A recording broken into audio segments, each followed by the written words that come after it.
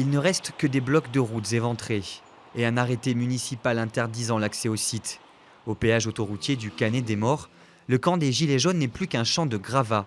Dès 5 heures du matin, les gendarmes missionnés par la préfecture ont déblayé la zone, officiellement pour la sécuriser, car le champ a déjà été ravagé vendredi dernier par un incendie criminel commis par l'un des occupants depuis interpellé. Je suis dégoûté parce que c'est un camp qu'on a mis, on a construit, c'est une œuvre collective. C'est une œuvre, hein, j'ai bien dit une œuvre, hein, c'est pas un camp de manouches. C'est une œuvre collective, on a mis des mois et des mois, on le tient propre, on n'a jamais créé de problème, il n'y a jamais eu aucun souci réglementaire, on va dire. Le campement, propriété de Vinci Autoroute, était devenu le lieu de ralliement des Gilets jaunes du département.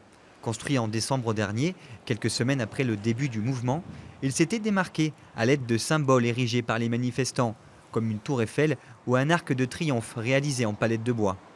C'était la vitrine culturelle des Gilets jaunes.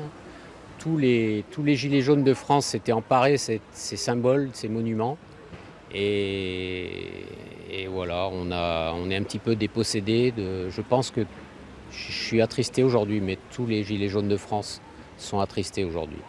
Un coup dur qui n'empêche pas les Gilets jaunes varois encore mobilisés de s'activer. Ce matin aux Arcs, ils recueillaient des signatures contre la privatisation des aéroports de Paris. Je dis toujours que j'ai déjà la première colonne qui m'appartient.